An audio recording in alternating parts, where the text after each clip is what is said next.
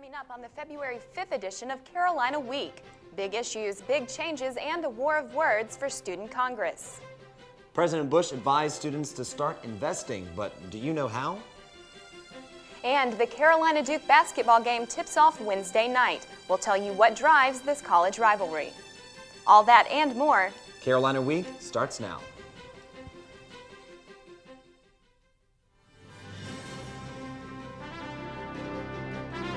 From the School of Journalism and Mass Communication at the University of North Carolina at Chapel Hill, this is Carolina Week.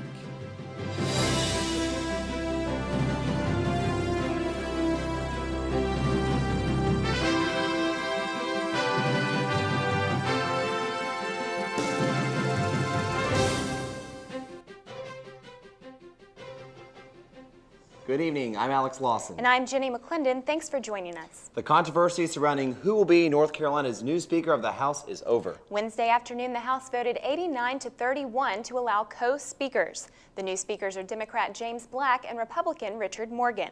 Black served as a speaker during the last two terms, but now he'll be sharing those duties. Now, on to campus politics, many students probably wonder what Student Congress does. Reporter Jade Biggio tells us quite a lot when one of the members moves across the street. Student Congress has 37 representatives elected from 23 different districts on and off campus. District lines are drawn according to where you live, and representatives must live within the districts they represent. Sounds simple enough. But on August 18th, Congresswoman Natalie Russell moved out of Ehringhaus dorm and into Hinton James North, just across the street. The move meant Russell no longer lived in the district she represented, and the change of address brought about some heated debate within Congress. Last week, the Ethics Committee voted to recommend that Congress censure Russell. Tuesday night, Congress debated the issue. Ethics Committee member Alex Shaw played an integral part in bringing charges against Russell. The code specifically states that you're to reside in your district. But Hinton James North, where Russell now lives, is one of 4 new dorms on campus. Congress hasn't determined the districting of these dorms, making Russell's case seem like a special situation. Russell says she can still fairly represent her constituents. I have in no way felt separated from my constituents because of my location across the street from them. Congressman William Teeter says it was Russell's failure to put the issue before Congress that bothers him. It was not brought before the whole Congress. It was Natalie's responsibility to make sure that this came before the entire Congress. But others disagreed. Chairwoman Russell has not violated the spirit of the code in any way, shape, or form. In the end, Congress overturned the recommendation to censure Russell by a 19-6 vote. And I think that Congress did the right thing in recognizing my dedication and the efforts that I've put into helping the entire student body. I'm extremely disappointed. I think that her actions did warrant some sort of action by Student Congress itself. In Chapel Hill, I'm Jade Biggio, Carolina Week. Russell wasn't the only member of Congress accused of wrongful actions Tuesday night. Student Body Vice President Aaron Hiller presented articles for the impeachment of Representative Alex Shaw. Representative Alex Shaw, elected to this Congress on February 12, 2002, as the representative of the 6th Congressional District, shall hereby be impeached before Student Congress at the earliest possible date. Says there are a number of reasons for Shaw's impeachment. These include publicly displaying his affiliation with a campaign during election season, placing his political agenda before his duty as representative, and publicly and repeatedly attacking the character of fellow representatives, the student body president, and the chancellor. 5 members of Congress have been named to the impeachment panel. Ironically, Natalie Russell is one of them. Shaw says he plans to fight the charges. Going into this, I knew that there was going to be some sort of action against me. It's not a surprise at all. It's petty, and I'm outraged by it, but if they feel the charges are warranted, then that's fine. I'm more than happy to defend myself. The Rules and Judiciary Committee must meet within 72 hours to decide whether or not to adopt the articles of impeachment. Carolina students don't often get to meet face-to-face with state legislators. But many did get that chance during Student Day at the Capitol on Tuesday. Students in the UNC system talked to their representatives about education issues. One of the biggest, increasing the number of student voters. SBP candidates Nathan Cherry, Sang Shin, and Matt Tepper all turned out for Students Day. Approximately 35 campus groups have a little more time to submit updated constitutions and mission statements to campus officials. In early January, the university notified more than 170 student groups that their constitutions or mission statements were lacking one or more of the university's non-discrimination factors, such as race, color, religion, and sexual orientation. The groups that missed the original deadline now have until next Friday. Prompted by the Chancellor's Task Force on Judicial Reform, Student Congress has approved an enormous overhaul to the student code. The original document included a very brief prohibition against cheating. The revision adds provisions to handle new forms of cheating. Cheating is now defined as the following. Plagiarism is that either deliberate or reckless falsification, fabrication of data, or citations. Unauthorized assistance or collaboration, cheating that relies on old or new forms of technology, furnishing false information, forging, falsifying, or misusing university records or computers, and assisting or aiding another to engage in academic dishonesty. Student Body Vice President Aaron Hiller is pleased that Congress approved the changes. But what passed in Student Congress tonight, what passed in Faculty Council last week, is our final recommendations, completely overhauling the honor system. It's the first time in really 3 decades that anyone has attempted changing the rules on this fundamental level, and it's really fantastic. The committee decided to keep the standard of proof as a beyond a reasonable doubt when cheating cases go to the honor court. Most college students don't have a lot of extra time or money, but planning for your financial future doesn't have to take much of either. To most students at Carolina, the sound of these bells means a lot more than the sound of these. I have no clue how the stock market works. Not much. No. Absolutely nothing. Jennifer Meadows plans to wait until she graduates to learn about the stock market and begin investing. Well, when you get a steady income and you have savings and you know that you have enough to invest and also to live on, so you have that money to spare. But business professor Jennifer Conrad warns that waiting could mean you have less to spare later. A lot of people are having to work longer, retire at a later age than they'd originally planned. A lot of people, once they retire, are having to work part-time when they'd not planned on that, and it's because when they were 20 or 22, they didn't think about saving. Think you don't have money to save now? You might be surprised. If you put $3 a day in an investment with an 11% annual return, it will grow to more than $1 million after 46 years, about the time you'll be planning to retire. I think what is important for people to understand, particularly when they're young, is how much difference saving now can make to your ability to have fun later. Conrad has some advice for students thinking about getting into the market. 1. Do your homework. Study the market before you get involved. 2. Don't bet it all on one stock. Keep your risk low by making your portfolio diverse. Conrad recommends companies like Fidelity or Vanguard for mutual fund investing. 3. Think long term. The market will fluctuate, but sticking with it will allow your money to grow. Most of all, Conrad says not to underestimate the benefits putting away just a few dollars can bring. So a little bit of a difference now in terms of saving can make a lot of difference later. For links to some basic investing information, go to our website, carolinaweek.org. So, how much snow has fallen in western North Carolina this winter compared to what a woolly worm predicted? We'll explain coming up.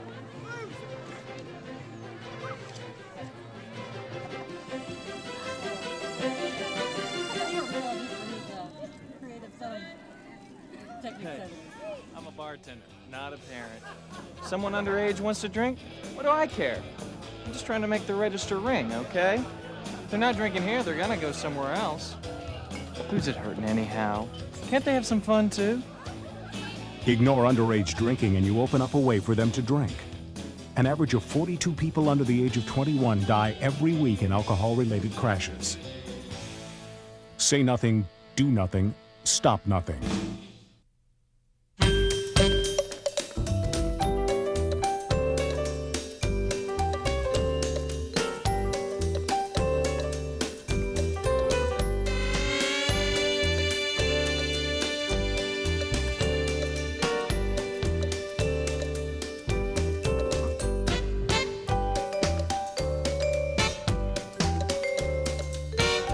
Awaken your creativity. Do your thing at the Art School at the Art Center in Carborough. Iraq's goal was to give us in this room, to give those of us on this council, the false impression that the inspection process was working. Secretary of State Colin Powell speaks quickly and forcefully at the United Nations on Wednesday, warning that members of al-Qaeda continue to operate freely in Iraq and have been for more than 8 months. Powell says the terrorist group is coordinating its activity in Baghdad and it has the full support of Saddam Hussein. Powell laid out a broad array of evidence, including taped conversations between key Iraqi officials and several satellite photos showing active chemical weapons bunkers. Powell says U.S. intelligence believes Iraq has between 100 and 500 tons of chemical weapons and 16,000 battlefield rockets. Effective February 15th, all colleges and universities are required to monitor international students and scholars using an Immigration and Naturalization Services database. The Student and Exchange Visitor Information System, or SEVIS, keeps track of all international students and scholars studying or working in the United States. As of Monday, Carolina has met all the requirements with using the system. The original deadline for all institutions to meet the requirements was January 30th, but INS officials extended that deadline until February because the department couldn't process all the applications fast enough. Under the new guidelines, those monitored have only 10 days to report address changes and changes to their course loads. Failure to do so could result in immediate deportation. Samuel Farabee, who was accused of stalking women at Carolina and Duke, is out of jail. He's now in therapy. He served a 4-month sentence for watching a young girl change clothes in Craven County, North Carolina. Farabee has been banned from the Carolina campus.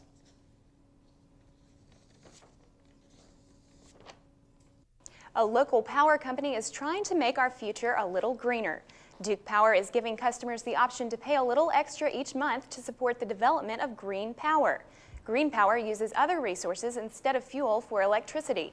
On top of the monthly bill, customers have the option to pay $4 additional. The money used goes to fund generators used in the Green Power program.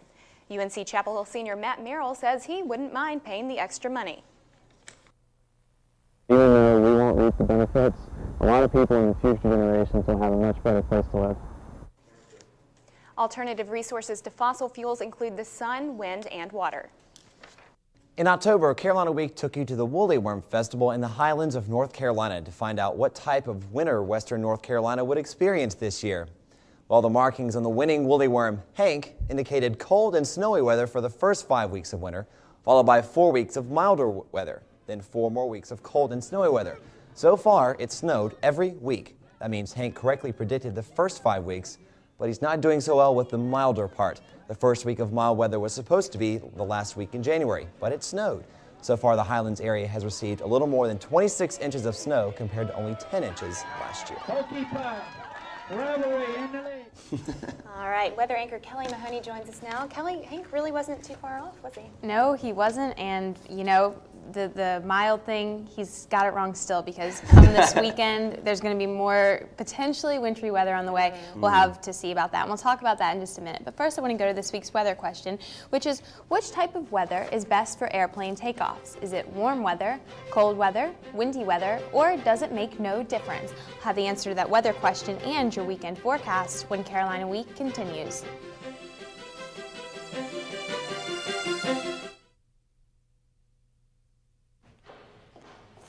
Hello, my name is Estelle Ward, and I'd like to speak to someone about my daughter Ruth's financial aid. Hello, yes, I'm Ruth Ward's mom, and I was hoping the university might reconsider. She got good grades. Hello, I'm Ruth Ward's mother, and I'd like to speak to someone about my daughter's financial aid. I wonder how Silent Sam feels about guarding the university from groups of third-grade kids. Maybe he's lost interest. We haven't heard his rifle fire recently. Still he stands, a steadfast defender of something. What is it? No one knows the real Carolina like a student. Carolina Week, the student news show. Hi, and welcome back to Carolina Week. Well, the sun is shining and the birds are singing and everything around campus just seems a little bit better thanks to the almost spring-like weather we've been having. But take note, because as winds start to shift and the weather begins to change, there's a threat of some wintry weather this weekend. We'll talk about that in just a second, but first, let's just be glad that January is finally behind us and February has arrived. Now, February tends to be a month of transitions, but if you want to talk averages, the average high for February tends to be 53 degrees. Low settles in just below freezing still at 31. We tend to see almost 4 inches of precipitation in February, and on average, none of that is in the form of snow. But of course, these are just averages, and one February a couple years ago, we saw over 17 inches. So we definitely can't rule it out, especially come this weekend. Moving on to the satellite map, we'll show you how it shapes up. You can see a very familiar feature that we've been faced with basically all winter long, and that is the subtropical jet, which is marked by this wide band of clouds over the southern part of the U.S. Well, what happens is this just drags up Gulf moisture, and that's where we've been getting the rain from, but we really get into trouble when we get a high pressure system located over the Great Lakes, which is what we have now, bringing dry air into the region. You get the dry cold air and the very warm moist air, and you have the typical setup for a snowstorm in the Carolinas, which is what we're faced with come this weekend. If you take a look at the forecast map, you can see it a little bit better. You can see down in the Gulf is where we're going to start getting some organization to an area of disturbed weather and low pressure. What that's going to do is going to track up the Carolina coast and move inland as we head into Thursday night and Friday. Now, the timing is everything, as always, with these systems, and it's all going to depend on when this high pressure system moves off coast, changes the winds around, and how cold the air will get is really going to be what determines what form this precipitation is in. The good news is the warm up that we saw last weekend has the ground very, very warm, so any precipitation that falls will probably not stick. But this situation is very volatile, and you're really going to want to stay tuned to it because things could change by Thursday night and Friday. Well, taking a look at the Carolina Week 4-day forecast, you can see put rain on it for now, but once again, stay abreast of the changing situation because it could definitely change within the next 24 to 48 hours. But on Friday, you can expect a mixture of rain, possibly some snow, high of about 39 degrees and a low of around 33. It could change depending on your area. Saturday and Sunday will start to clear things up just a little bit. But on Saturday, high of 41, Sunday 52, and lows will be in the mid to upper 20s as we head into next week. On Monday, we really start to clear things out again, and we get into a pretty consistent pattern as far as sunshine and some more mild temperatures go. High on Monday will be about 45, and the lows start to come up a little bit to 30 degrees. If you're headed down to the beach, this could be the best weekend you've seen down there in a while. Saturday and Sunday, mostly sunny skies prevail. High on Saturday is 45 degrees. Still a chilly overnight low of 25, but on Sunday, we get up to almost 50 degrees, and the overnight low will just be 30. If you're planning on heading out to the mountains instead, on Saturday and Sunday, mostly sunny skies will be on tap. Saturday, you can expect a high of 37 degrees. Still very chilly overnight lows, though, 18 on Saturday and 24 on Sunday. But if you're going out there to do some skiing, once you get into those higher elevations, it will remain cold enough to do that. And most of the resorts are in full operation with almost all their trails up and running. Appalachian checks in with 9, Cataloochee has 8, Ski Beach 15, and Sugar Mountain 20. So it'll still be cold enough to do some skiing, at least for the next couple of weeks. But before we head on over to sports, anyone want to guess on the weather question? What kind of weather might be best for airplane takeoffs? Don't know. Any ideas, Brittany? I'll just guess. I'll guess A. I have no clue. It's actually cold air, or cold weather is better because the air is more dense and it gives the airplane a little bit more help as you lift up over the dense cold air. So, makes sense. Yep. All right. Thanks. a lot, Kelly. Sure. Brittany's here with sports now. Well, typically February we talk about basketball, Right. but football, there's some football news from Carolina. Exactly, and actually football in February isn't quite as strange as it sounds because Wednesday afternoon, signing day wrapped up for the Carolina football squad, and they signed 26 recruits. Unlike last year, no one switched commitments at the last minute, no one backed out, so it should be interesting to see what happens in the coming season. But coming up, it's Duke Week on Carolina Week. More on one of the country's top rivalries when we return.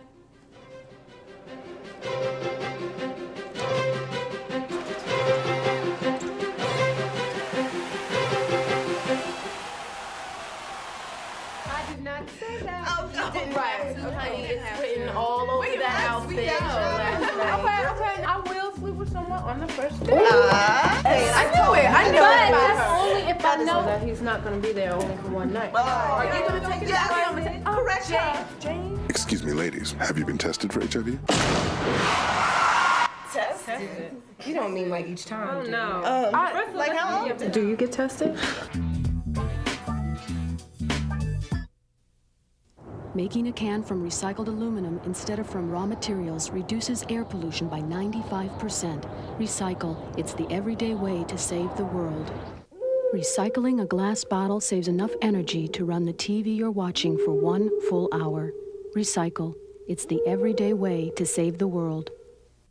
Recycling all our Sunday papers would save over 500,000 trees a week. Recycle. It's the everyday way to save the world.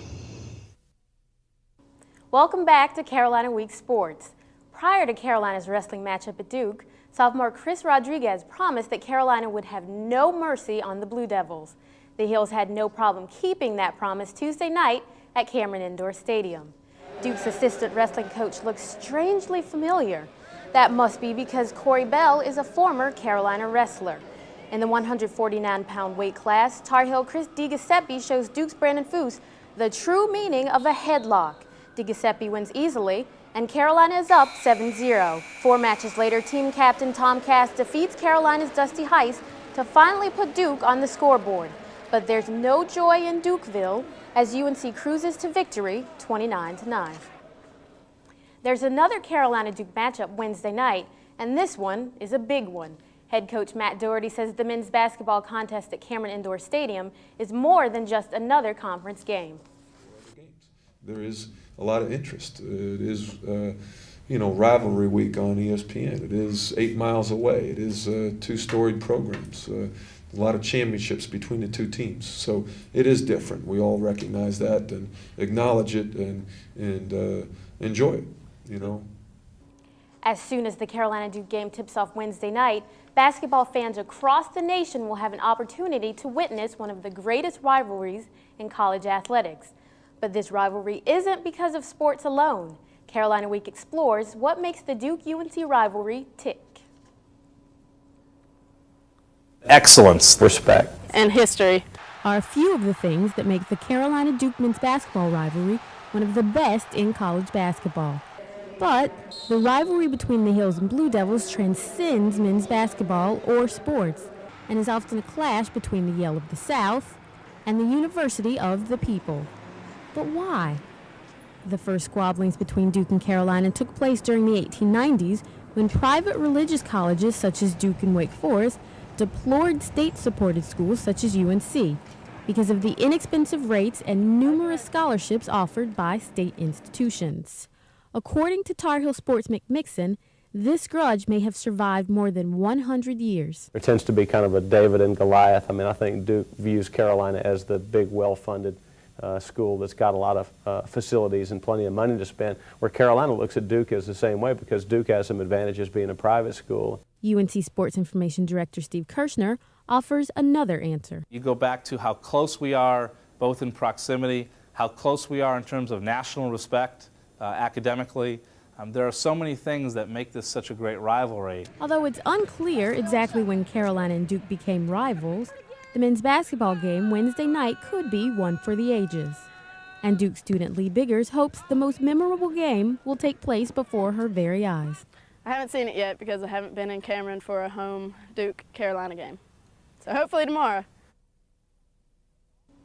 Although Carolina leads the all-time series against Duke, the Blue Devils have won 10 of the past 11 games. Midway through the season, Carolina's men's and women's track and field teams are doing well. Already, 6 Tar Heels have provisional bids to the NCAA championships, and 7 of the past 11 ACC track and field performers of the week have been from UNC. Carolina looked to continue its winning ways Saturday at the Fast Times meet. 13 teams from across the Southeast participated in the event in Chapel Hill. Freshman Laura Garrity gets her 3rd NCAA qualifying distance in the weight throw and also wins the shot put for the 4th time this season.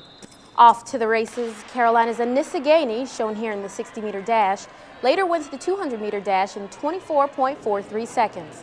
After finishing second at the Tar Heel Classic 1 week earlier, sophomore John Hubbard finishes fourth in the high jump, 3 spots behind Carolina's Adam Shunk, who wins the event. Both the men and women are back in action Saturday as UNC hosts the Carolina Hills Challenge.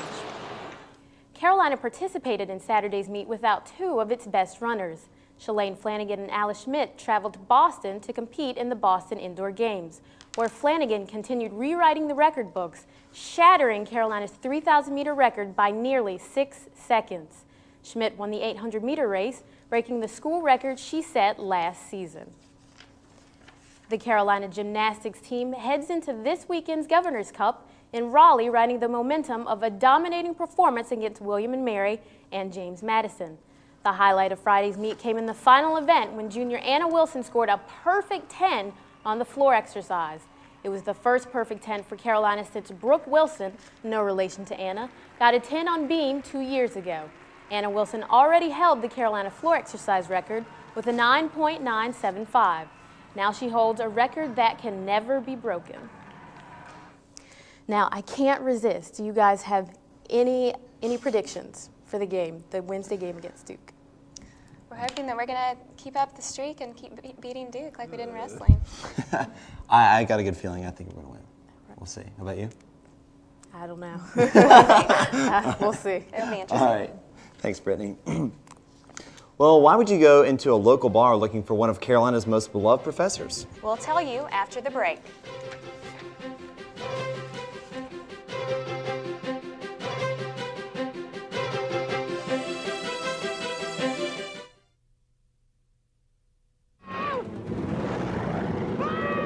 Taught me. She's averaging 18%. Balance the budget. Increasing clouds for.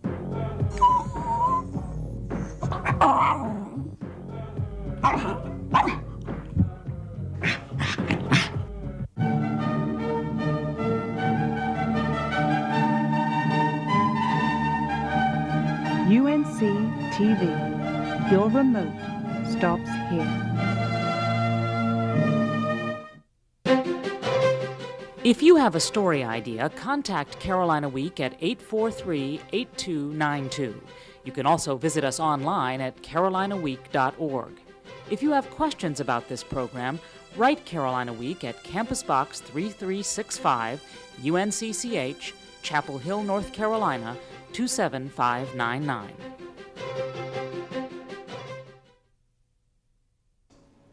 A UNC Chapel Hill professor is making the rounds in a pretty unusual way. He's available for office hours and happy hours. Students looking for Chuck Stone, the former White House correspondent, Pulitzer Prize nominee, author, and journalism professor, might have better luck finding him in a bar than in his office. Chuck Stone is right at the home at Top of the Hill, the popular brewery on the corner of Franklin and Columbia Streets. That's because Chuck Stone is on top.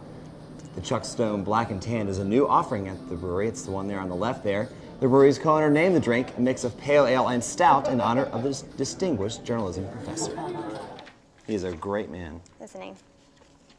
He certainly is. Have to try that sometime. People can enjoy the newly named Black and Tan until spring when the beer selections will rotate. Well, that's all the time we have for tonight. Thanks for joining us. A special happy birthday goes out to our producer, Ann Chafee. Our next broadcast starts Monday night at 7. We'll see you then.